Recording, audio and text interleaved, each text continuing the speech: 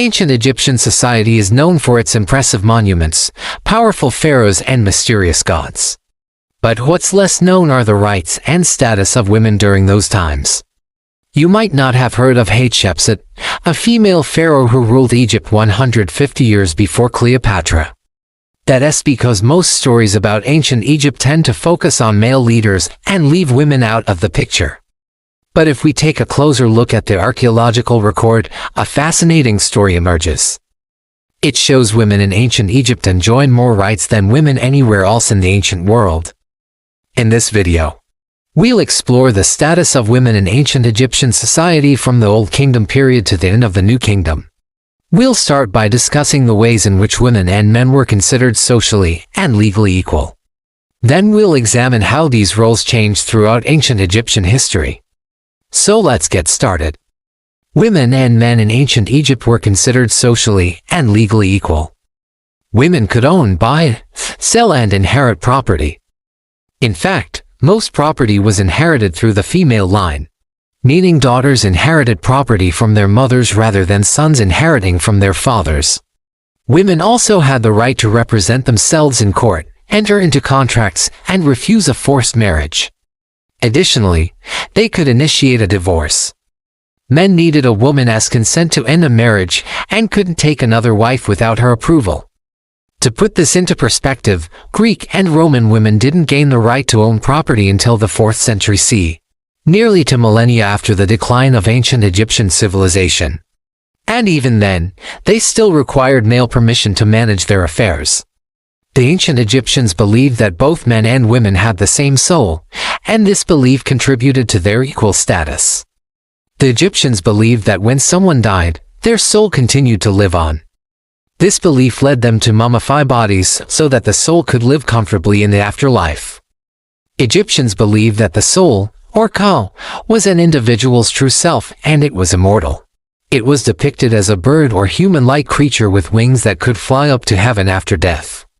The Egyptians kept this belief in mind in everyday life and it influenced their treatment of women. If they thought that women and men had the same soul, they couldn't treat them differently.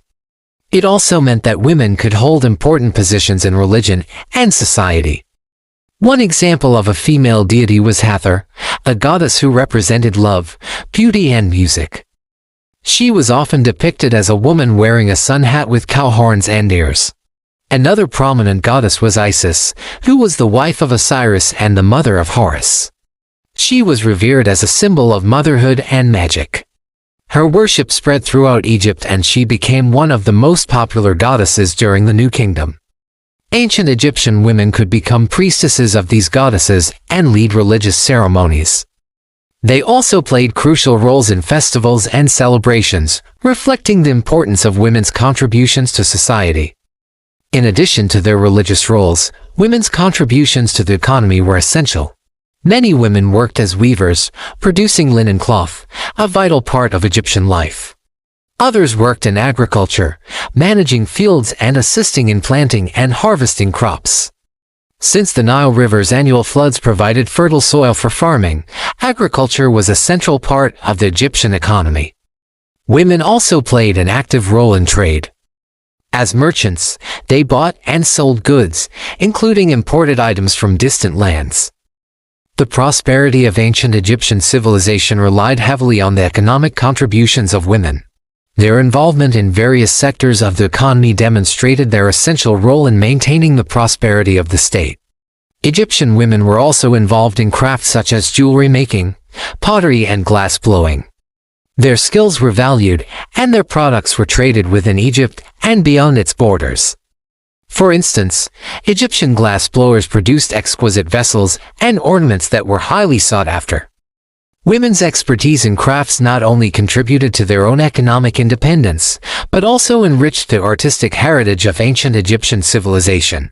Another way in which Egyptian women showcased their talents was through their involvement in the performing arts. Women's choirs performed during festivals and religious ceremonies, singing and dancing to honor the gods. They also accompanied the royal court and entertained pharaohs and nobles.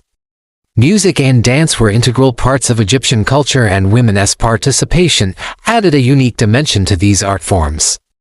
Women were also skilled storytellers, preserving and transmitting ancient myths and legends.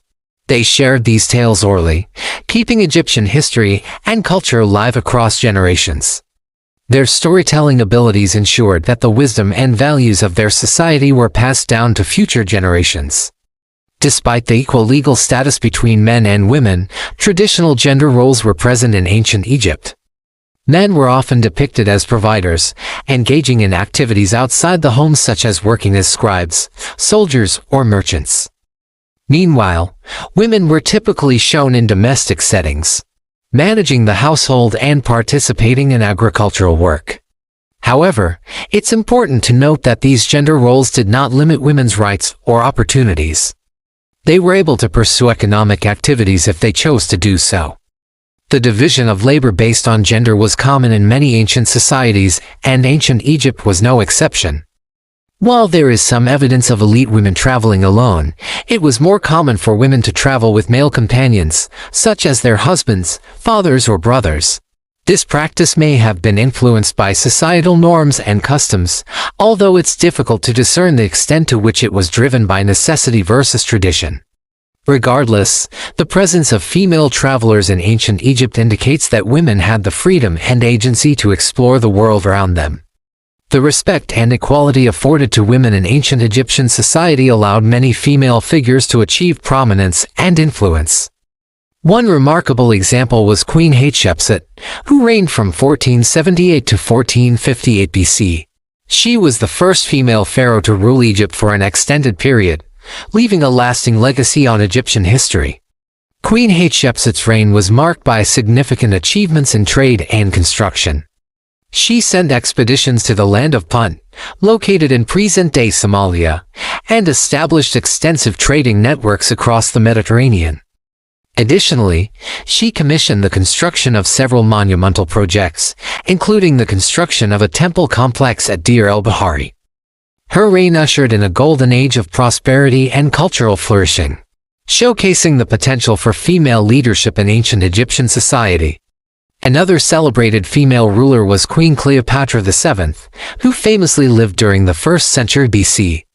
Cleopatra's intelligence, political acumen, and charisma made her a legendary figure in history. She was renowned for her ability to speak multiple languages, her vast knowledge, and her charm. Cleopatra skillfully navigated the complexities of the ancient world, forming alliances with powerful Roman leaders such as Julius Caesar and Mark Antony. Her strategic marriages and diplomatic skills helped secure Egypt's interests during a time of great political upheaval. Cleopatra's story has captivated people for centuries, and she remains an iconic symbol of feminine power and allure. These examples highlight the possibilities for women in ancient Egyptian society. Despite facing certain restrictions imposed by traditional gender roles, women could achieve positions of power and influence. The examples of Queen Hatshepsut and Cleopatra VII serve as inspiration and demonstrate the potential for women to excel in various spheres of life.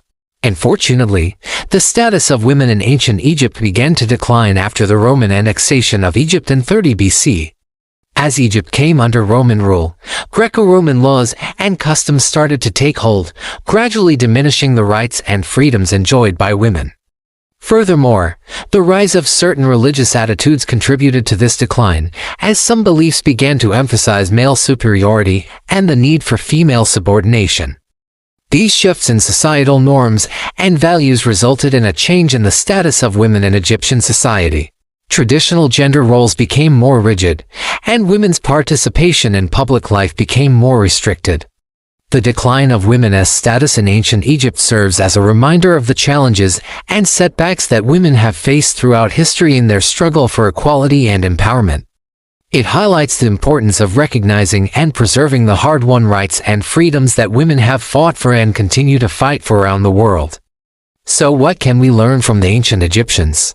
Their reverence for women's roles in society and their efforts to ensure their rights and well-being offer valuable lessons for contemporary society. In today's world where gender equality and women's rights are still being challenged in many parts of the globe, studying the ancient Egyptians reminds us of the importance of respecting and valuing women's contributions to society. By understanding and appreciating the advancements made by ancient Egyptian civilization in promoting women's rights, we can draw inspiration for creating positive change in our own communities. It is essential to acknowledge and celebrate the progress that has been made while continuing to strive for a more equitable and inclusive world. Thanks for watching. See you next time. If you have ever wondered what rights women had in ancient Egypt, then this video is just for you. As always, stay tuned till the end for more information.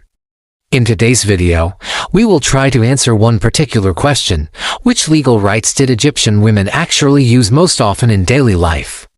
And we are going to look at how often women used these rights, which rights they used more often than others, and why these rights were important to them.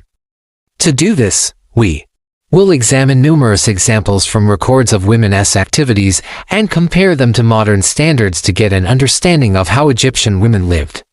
Are you ready? Let us begin. Egyptian women used many legal rights in their everyday lives. What were these rights and how often did they use them? The first was property ownership and inheritance. Egyptian women frequently owned land, homes, slaves, and other property. In fact, they could acquire property in several ways. First, a woman could own property she possessed before marriage. Second, women received property from her father according to her status in the family. Usually, the eldest daughter would receive the biggest share of her father's estate. Third, women could purchase property like slaves with their own money. Lastly, women received property as gifts from their parents, husband, relatives, friends, or even state officials. For example, the record of the property owned by Hatshepsut's wife, Nefertiti, shows that she received 2,000 pieces of gold from her father, 13 houses, 2 estates, 1 granary, and a palace from her husband. Women could manage this property independently or jointly with their husbands.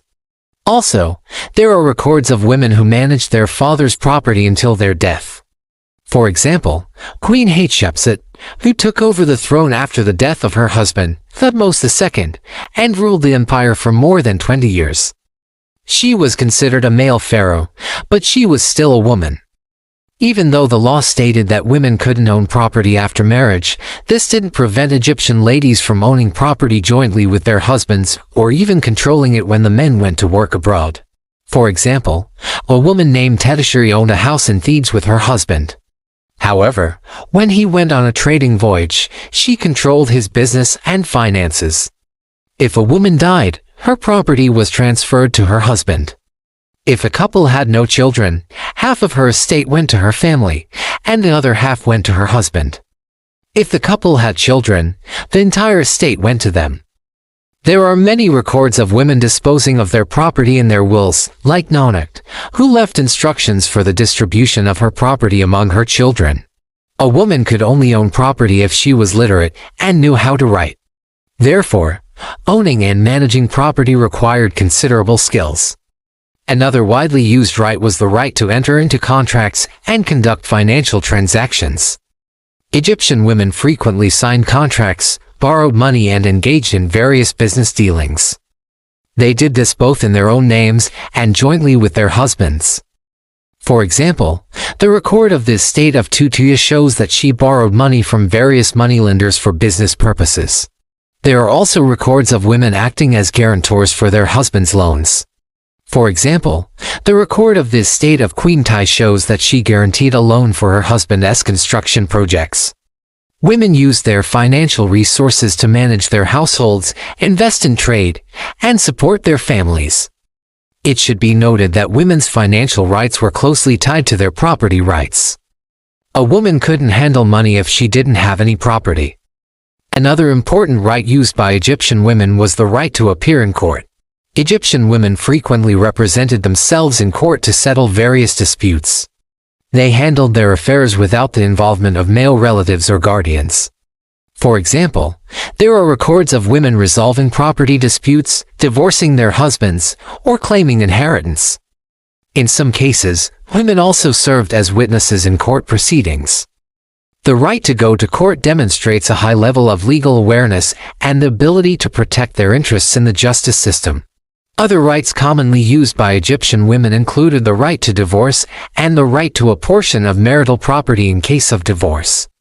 Ancient Egyptian law allowed women to divorce their husbands under certain conditions, such as if the husband was impotent or had been sentenced to prison. Women could also initiate divorce proceedings if they were abused or neglected by their husbands.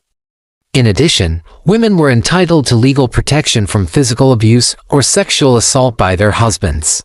Women's right to divorce reflects a significant legal autonomy in ancient Egyptian society compared to many other contemporary cultures. When a couple divorced, the woman was entitled to half of the property acquired during the marriage. This right ensured that women had access to resources and could support themselves financially in case of divorce. It also provided them with a degree of economic security and prevented them from becoming financially dependent on their husbands. Women could also claim a share of their husband's property if he died without leaving a will. Some women worked as scribes or administrators, recording legal and financial transactions. This profession required literacy and numeracy skills, as well as knowledge of accounting and record keeping. Women scribes played a vital role in managing household finances, conducting business transactions, and providing valuable insights into the economic activities of ancient Egyptian women. Overall, these legal rights were crucial for women's economic and social well-being in ancient Egyptian society. They enabled women to participate actively in economic activities, protect their interests, and secure their future. Moreover, these rights contributed to the advancement of women's legal status and recognition of their capabilities in ancient Egyptian culture. Let us look at some examples of how women used their legal rights in daily life. One example is wills. The Will of Naunet is one of the most complete and revealing examples of a woman using her legal rights in ancient Egypt. Naunet was a middle-class woman who lived in Thebes during the late New Kingdom. Her will, which was written on a papyrus, contains detailed instructions for the distribution of her property after her death. In the will, Naunet lists all her property, including her house, slaves, and furniture, and specifies how it should be divided among her children and grandchildren. The will also includes provisions for her funeral, such as instructions for her burial and the payment of certain sums of money to priests to perform rituals on her behalf. The example of Nankadi's will shows how Egyptian women had the legal right to own and manage property and to make decisions about its distribution after their death. It also demonstrates the importance of women's economic independence and the recognition of their legal status in ancient Egyptian society. Another example is marriage contracts. Marriage contracts were another area where Egyptian women exercised their legal rights. These contracts were agreements between the families of the bride and groom that outlined the terms of the marriage, such as the bride's dowry and the groom's responsibilities towards her. Women's legal rights are reflected in the provisions of the marriage contract that related to property ownership and inheritance.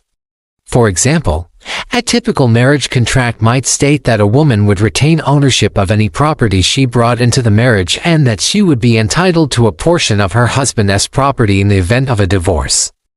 By entering into a marriage contract, women were able to protect their economic interests and ensure that their rights were respected within the marriage.